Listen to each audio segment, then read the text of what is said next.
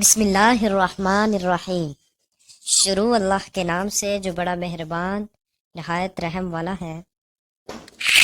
میدان احد میں جنگ جاری تھی اور لاشیں خاک و خون میں تڑپ رہی تھی۔ عالم یہ تھا کہ بڑے بڑے جلیل القدر صحابی حملے کتاب نہ لا کر پیچھے ہٹ رہے تھے اور میدان خالی ہو رہا تھا۔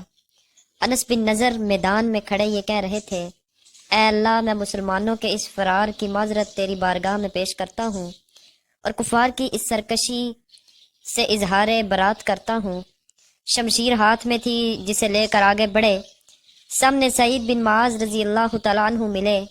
بولے، اے سعید، دیکھو سامنے جنت ہے۔ رب کعبہ کی قسم، مجھے کوہ احد کی طرف سے جنت کی خوشبو آ رہی ہے۔ سعید کہتے ہیں، میں تو یہ والہانہ گفتگو سن کر بے قرار ہو گیا۔ جس وقت آپ صلی اللہ علیہ وسلم کی شہادت کی غلط خبر صحابہ اکرام میں پہنچی تو سب کی ہمتیں چھوٹ گئیں۔ بڑے بڑے صحابی تلواریں پھینک کر بیٹھ گئے۔ انس رضی اللہ تعالیٰ عنہ نے شکستہ دل صحابی کی ایک جماعت بیٹھی ہوئی دیکھ کر فرمایا، کیا حال ہے؟ سب نے جواب دیا کہ آپ صلی اللہ علیہ وسلم نہیں رہے تو ہم کس پر فدا ہوں؟ انس رضی اللہ تعالیٰ عنہ نے جوش میں آ کر کہا، اے لوگو، تم بھی اس کام پر قربان ہو جاؤ جس پر اللہ کے رسول قربان ہو گئے۔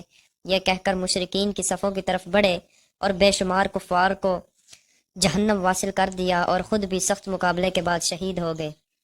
راوی بیان کرتے ہیں کہ جب لاشوں کو جمع کیا گیا تو 80 سے زیادہ زخم حضرت انس کے جسم پر تھے، کسی سے پہچانے نہیں جاتے تھے۔ ہمشیرہ نے انگلیوں کے پوروں سے شناخت کیا کہ یہ میرے بھائی کی لاش۔ دوستو، یہ صحابہ اکرام کے واقعات ہیں۔ دوستو، اگر آپ کو یہ ویڈیو اچھی لگی ہے تو ہمارے چینل کو سبسکرائب کر دیں اور بیل کے نشان کو دبا دیں۔ السلام علیکم۔